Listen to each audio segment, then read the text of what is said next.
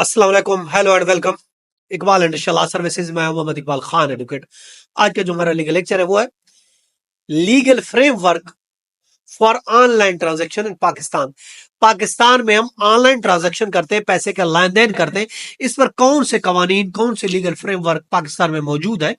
अगर कोई मसला होता है तो हम उस लॉ को कंसल्ट कर सकते हैं, उस कानून का सहारा ले सकते हैं और रेमेडी हासिल कर सकते हैं। देखिए, रेगुलेटरी बॉडी की अगर हम बात करते हैं ऑनलाइन ट्रांजैक्शन के लिए, स्टेट बैंक ऑफ पाकिस्तान की अगर हम बात करते हैं, रेगुलेटरी अथॉरिटी जो वो स्टेट बैंक ऑफ पाकिस्तान है, उसमें जो है overseas payment system digital banking है, जो डिजिटल बैंकिंग को एक रेगुलेट करता है। इसके अलावा फिनेंशियल स्टेबिलिटी, मोबाइल बैंकिंग, ये सब चीजों को वो करता है।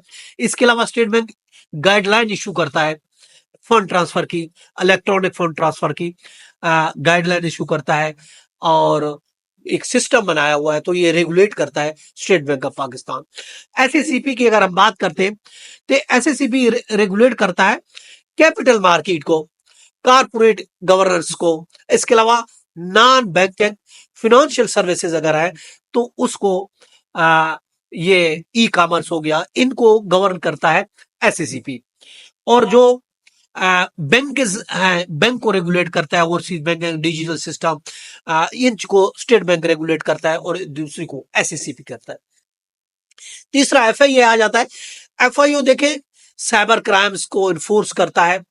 इसके अलावा पिका एक्ट हो गया, ये भी कानून है, तो ये भी इससे रिलेटेड करता है। अगर हम इसको लॉज और रेगुलेशन की बात करते हैं, देखिए कौन से कानून मौजूद है इस पर। कानून की बात करते हैं, पेमेंट सिस्टम है and electronic fund transfer act है 2007 जो इसको रिलेट करता है।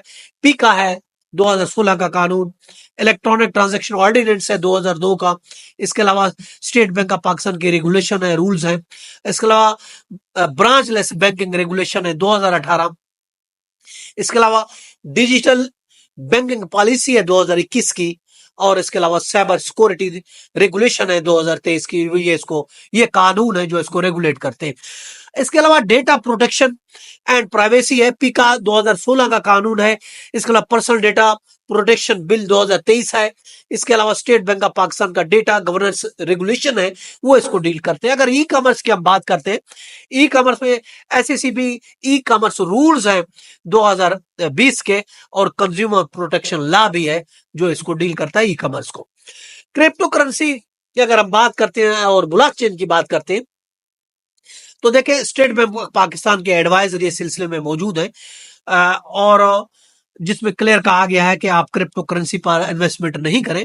फिलहाल तो इसको अभी तक रेगुलाइज नहीं किया गया और बाकी पोटेंशियल मौजूद है कि इसमें फ्यूचर में इसको रेगुलेट कर लिया जाए, लेकिन फिलहाल स्टेट बैंक ऑफ पाकिस्तान ने इसको रेगुलर नहीं किया। उसके अलावा क्रॉस बॉर्डर ट्रांजैक्शन की बात आ जाती है।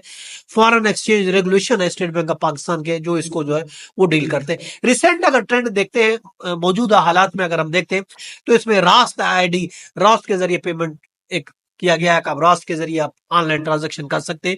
इसके अलावा डिजिटल फाइनेंशियल इंस्टीट्यूशन मौजूद है और फिनटेक ग्रोथ है जिसमें अभी लाइसेंस दिया गया डिजिटल दो बैंकों को लेटेस्ट हालत में, एक निया पे है और एक सादा पे है। इसको डिजिटल बैंक के तौर पर इनको लाइसेंस दिया गया है को इस तरीके से भी आप इनके थ्रू भी आप जो डिजिटल बैंक है इनके थ्रू भी आप ऑनलाइन ट्रांजैक्शन कर सकते हैं। तो ये था हमारा लेक्चर जिसमें आज हमने देखा कि कौन सा लीगल फ्रेमवर्क पाकिस्तान में मौजूद है ऑनलाइन ट्रांजैक्शन के लिए। कल फिर मिलते हैं नए टॉपिक के साथ। ख्याल रखिएगा अपना। अल्लाह हाफिज।